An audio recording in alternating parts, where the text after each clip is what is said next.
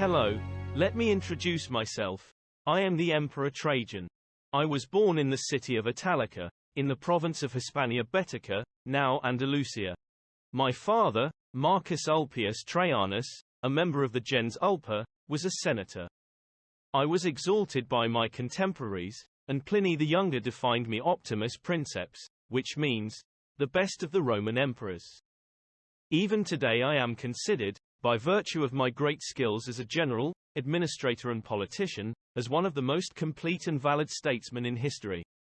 I became an important general during the reign of the Emperor Domitian, who died assassinated. In September 96 Annum Domini, Senator Nerva ascended the throne, and took me in such high esteem, that he chose me as his adopted son and heir. Nerva died at the end of January 98, leaving me the burden and the honor of running the empire. Thanks to my war exploits, the Roman Empire reached its maximum territorial extension. In fact, I conquered not only Armenia, Assyria and Mesopotamia, but also the territories of Dacia, and the kingdom of Nabatea. The conquest of Dacia brought enormous wealth to the empire, as it was rich in mines of precious metals such as gold and silver. I conducted an extensive public housing program, which remodeled the city of Rome. I had the great baths dedicated to me built, an immense forum, and large markets, on which a stone column still stands today, celebrating my war exploits in Dacia. I also strengthened the role of Italy in the empire, and continued the work of Romanization of the provinces. I carried out a policy of social measures, such as the food institution, thanks to which the children of the poorer classes were ensured their livelihood. At my death I was deified by the Senate, and my ashes were placed at the foot of the Trajan column. But now it is enough to talk about me, because I would like to tell you about my arch, the famous Arch of Trajan, in Benevento, a unique work in the world. Symbol of the city of Benevento, it represents a well-preserved testimony of Roman civilization. It was built in 114 Annum Domini. The arch celebrates the wisdom of my government. In fact, in just over 10 years, I completed the work of moral and civil restoration begun by my predecessor and adoptive father, the Emperor Nerva. I promoted a profitable economic and social policy, created impressive public works, and extended the borders of the empire. The bas-reliefs of the arch highlight the figure of myself, as they celebrate my strong moral skills, firmness and moderation, rigorous honesty, and modesty of costume. Above you can admire the various elements of its architecture. Can you see the architrave? The entablature? The epigraph? To the Emperor Caesar, son of the Divus Nerva, Nerva Traianus Optimus Augustus Germanicus Dacicus, Pontiff Maximus, vested with the tribune power 18 times, acclaimed emperor 7 times, consul 6 times, father of the country, strong prince. The Senate and the Roman people placed. You may wonder why I, Emperor Trajan, decided to erect a triumphal arch right in Benevento. Well, to facilitate communications with the East, in 109 Annum Domini, I decided to renovate and make viable an ancient alternative road section to the Appia that connected Benevento to Brindisi. This road was called Via Traiana in my honor, and this fact is evident from some coins minted during my empire. A few years later, 112, 113 Annum Domini, on the occasion of the inauguration of the road. In fact, the Arch of Trajan, erected in my honor, was placed right at the beginning of the new Via Traiana. Now I will show you the external side of the arch. In the left panel at the top, you can see the protector gods of Dacia, Silvanus, Diana, Ceres and Liber Pater welcoming me, the Emperor Trajan. Unfortunately, my figure is no longer visible in the panel. In the right panel, we see a woman kneeling in front of me.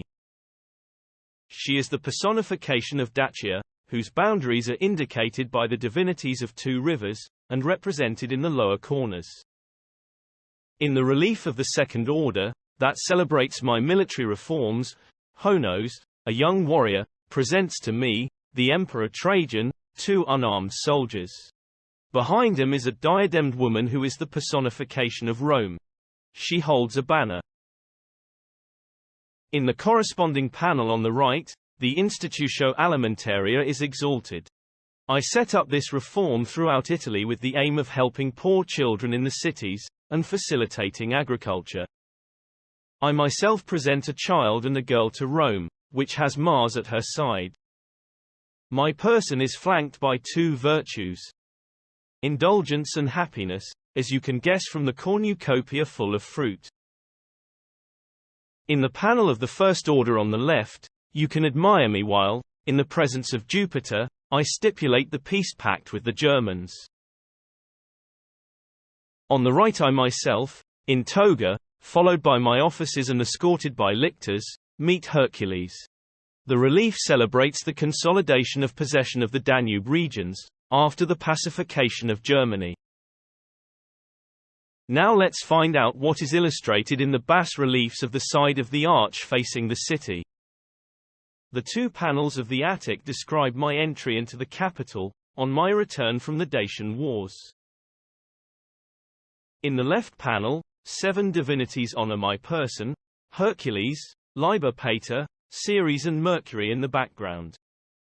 In front of them the Capitoline triad, that is composed of Minerva on the left, Juno on the right and, in the center Jupiter himself, are depicted while offering me, the Emperor Trajan, the lightning, that is the attribute of his power, thus making me similar to a god. In the right panel, in front of the small temple of Jupiter Custus, 2 robed characters present themselves to me. I am escorted by lictors and accompanied by Adriano. The panels of the second order celebrate the work I have done to boost economic life, through initiatives in favor of trade. In the left panel, a matron with a turreted crown, holds a banner surmounted by 5 eagles in her left hand, and recommends 2 retired legionaries to me. In the panel of the right pylon, the providences in favor of commerce are exalted. In the background the images of Petunius, Hercules and Apollo. Here, I myself, always escorted by the lictors, receive thanks from 3 representatives of the traders for what I have done for them. In these other panels, that make up a single scene, my entry into Rome is recalled. In the box on the left, in front of the temple of Vespasian, the geniuses of the Roman people, the Senate, and the equestrian order, are waiting for me.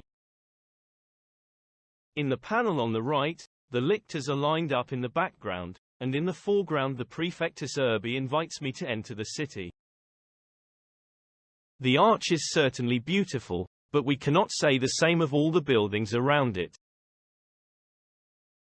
However, originally it was located a short distance from the walls, and had a great scenographic impact, as you can see in this 3D reconstruction.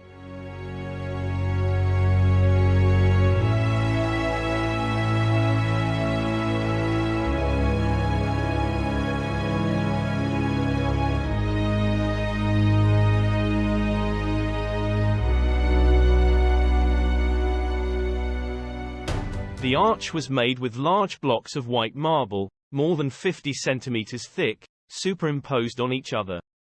In the Lombard period, the arch was incorporated into the walls built by Arecci I, and took the name of Porta Aurea. In English the Golden Door. Over the centuries, some houses were built against the walls and arch. In 1821, the first attempt was made to isolate the arch from the surrounding houses, and the work was resumed by Pius IX, and completed in 1857. I am afraid, I must admit that in some places, today, the arch no longer expresses its primordial beauty. The main factors of degradation are atmospheric pollution, and temperature variations. In some parts there is also biological damage. Not to mention the geological damage, i.e. the displacement of some blocks and the fall of large parts, due to earthquakes and slippage of the structure. And I will not speak of the anthropogenic damage, that is due to the lack of maintenance, or even to vandalism. Now you will ask, How can we restore the arch to its original beauty? It is not an easy task. A balance must be found between aesthetic and conservative needs. Actually, the chemicals used risk, if too aggressive, to change the appearance of the bas-reliefs by reducing their thickness. There are also other techniques such as consolidation and plastering, which must in any case be used wisely, in order not to modify the historicity of the monument. And having said that, I say goodbye to you, and I go home to enjoy the company of my friends, the gods of Olympus, but I hope to meet you again. See you. Sorry, I almost forgot. I really hope you enjoyed this video. If you want to know more about my exploits as a war leader, statesman and builder, I suggest you read the book, Trajan, The Ideal Prince, written by Livio Zerbini.